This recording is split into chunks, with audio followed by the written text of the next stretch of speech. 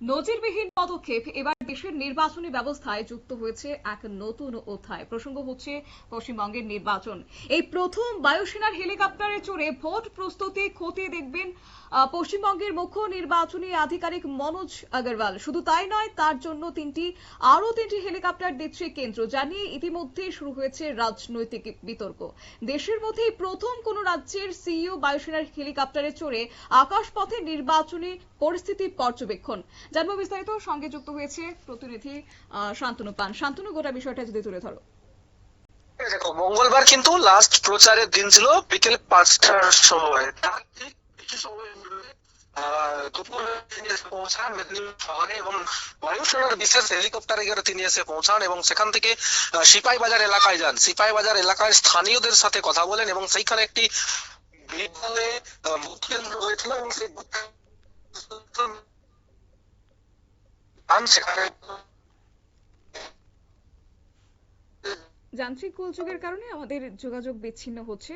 তবে তার মধ্যে উল্লেখযোগ্য বিষয় হচ্ছে যে মঙ্গলবার কিন্তু শেষ প্রচার ছিল, আর পশ্চিমবঙ্গের নির্বাচনকে সুষ্ঠু শান্তিপূর্ণভাবে করে তুলতে এবার এক নজিরবিহীন পদক্ষেপ গ্রহণ করা হয়েছে। বাংলার ভোটে এবার গোটা বিষয় আকাশ পথে পর্যবেক্ষণ করা হবে। বায়ুসেনার কপ্টারে চড়েই এই পর্যবেক্ষণ করা হবে উত্তর ও মেদিনীপুরের বিভিন্ন এলাকায়। এমন বিষয় এবার রীতিমতো রাজনৈতিক মহলে চর্চার বিষয় হয়ে দাঁড়াচ্ছে। তবে আরো একটি বিষয় হচ্ছে যে দেশের মধ্যে কিন্তু এই প্রথম কোন রাজ্য এক্ষেত্রে উদ্যোগ গ্রহণ করেছে।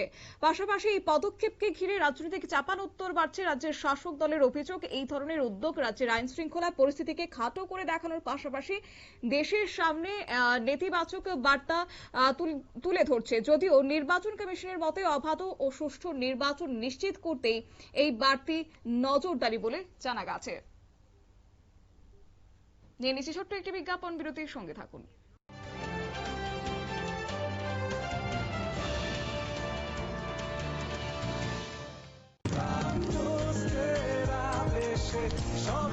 প্রিমিয়াম ময়দা থেকে তৈরি, প্রোটিন, আয়রন ও ফাইবার সমৃদ্ধ প্রাণ টোস্টের আবেশে সবাই কাছে আসে।